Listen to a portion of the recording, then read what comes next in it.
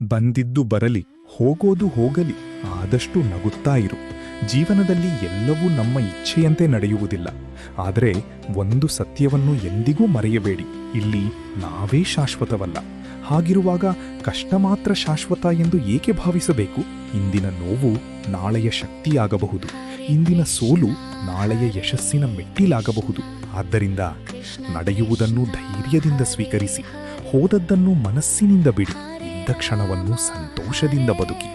ಮುಖದಲ್ಲಿ ನಗು ಇರಲಿ, ಮನಸ್ಸಿನಲ್ಲಿ ಭರವಸೆ ಇರಲಿ. ಯಾಕೆಂದರೆ ಜೀವನ ಮುಂದುವರಿಯುತ್ತಲೇ ಇರುತ್ತದೆ. ಯಾಕೆಂದರೆ ಈ ಜೀವನದಲ್ಲಿ ನಾವೇ ಶಾಶ್ವತವಲ್ಲ. ಹಣದಿಂದ ಸಿಗೋ ಸಂಬಂಧಗಳು ಮನಸ್ಸಿನಿಂದ ಉಳಿಯೋದಿಲ್ಲ. ನೈಜ ಶ್ರೀಮಂತಿಕೆ. ಕೋಟಿ ಹಣವಿದ್ದರೂ ಕಷ್ಟದ ಸಮಯದಲ್ಲಿ ಜೊತೆಗಿರಲು ಒಳ್ಳೆಯ ಸಂಬಂಧಗಳಿಲ್ಲದಿದ್ದರೆ ಆ ಜೀವನಕ್ಕೆ ಮೌಲ್ಯವಿರುವುದಿಲ್ಲ. ಪ್ರೀತಿಯುಳ್ಳ ಜನರನ್ನೇ ನಾವು ಗಳಿಸಬೇಕಾದ ಅತ್ಯಂತ ದೊಡ್ಡ ಸಂಪತ್ತು. ಸ್ವಾರ್ಥವಿಲ್ಲದ ಪ್ರೀತಿ. ಹಣದ ಆಸೆಗೆ ಹುಟ್ಟಿಕೊಳ್ಳೋ ಸಂಬಂಧಗಳು ಕೇವಲ ತಾತ್ಕಾಲಿಕ ಮತ್ತು ಸ್ವಾರ್ಥದಿಂದ ಕೂಡಿರ್ತವೆ. ಹಣ ಮುಗಿದ ತಕ್ಷಣ ಅವು ದೂರವಾಗ್ತವೆ. ಜೀವನದ ಬಂಡವಾಳ, ಸುಖ ದುಃಖಗಳೆಲ್ಲರದರಲ್ಲೂ ನಮ್ಮ ಜೊತೆಯಾಗಿ ನಿಲ್ಲುವ ನಂಬಿಕಸ್ಥ ವ್ಯಕ್ತಿಗಳನ್ನು ಗಳಿಸೋದೇ ಜೀವನದಲ್ಲಿ ನಾವು ಸಾಧಿಸಬೇಕಾದ ನಿಜವಾದ ಯಶಸ್ಸು, ಬದಲಾಗಬೇಕಾದ ದೃಷ್ಟಿಕೋನ. ಆದ್ದರಿಂದ ಸಂಪತ್ತನ್ನು ಗಳಿಸೋ ಭರದಲ್ಲಿ ನಮ್ಮವರನ್ನು ಕಳೆದುಕೊಳ್ಳದೆ ಸಂಬಂಧಗಳನ್ನು ಗೌರವಿಸಿ ಆಸ್ತಿಯಂತೆ ಕಾಪಾಡಿಕೊಳ್ಳು. ಬದುಕಲು ಎಷ್ಟೇ ವೇಷ ಹಾಕಿದರೂ ತಪ್ಪಿಲ್ಲ. ಆದರೆ ಮತ್ತೊಬ್ಬರ ಬದುಕನ್ನು ನಾಶ ಮಾಡಲು ವೇಷ ಹಾಕಬೇಡಿ. ಸ್ವಂತ ಬದುಕನ್ನು ಯಶಸ್ವಿಯಾಗಿ ಮುನ್ನಡೆಸಲು ಸಂದರ್ಭಕ್ಕೆ ತಕ್ಕಂತೆ ನಾವಿ ಬದಲಾಗುವುದು ತಪ್ಪಲ್ಲ. ಅದು ನಮ್ಮ ಅನಿವಾರ್ಯತೆಯಾಗಿರಬಹುದು. ಆದರೆ ನಮ್ಮ ಸ್ವಾರ್ಥಕ್ಕಾಗಿ ಕಪಟ ಮುಖವಾಡ ಧರಿಸಿ ಇನ್ನೊಬ್ಬರ ಮುಗ್ಧ ನಂಬಿಕೆಗೆ ದ್ರೋಹ ಬಗೆಯುವುದು ಅಮಾನವೀಯ ಗುಣವಾಗಿದೆ.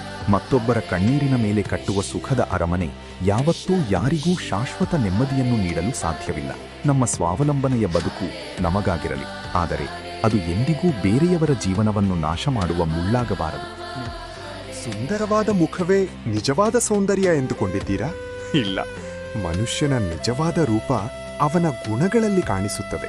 ರೂಪ ಕೇವಲ ದೇಹವಲ್ಲ, ನಮ್ಮ ಮಾತು, ನಡೆ, ಪ್ರಾಮಾಣಿಕತೆ ಮತ್ತು ಒಳ್ಳೆಯ ಗುಣಗಳೇ ಆತ್ಮದ ನಿಜವಾದ ಪ್ರತಿಬಿಂಬ.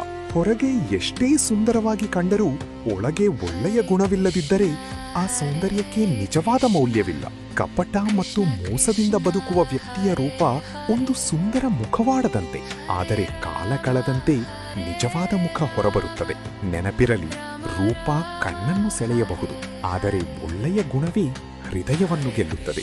ನಿಮ್ಮ ರೂಪಕ್ಕಿಂತ ನಿಮ್ಮ ವ್ಯಕ್ತಿತ್ವವನ್ನು ಸುಂದರವಾಗಿಸಿಕೊಳ್ಳಿ.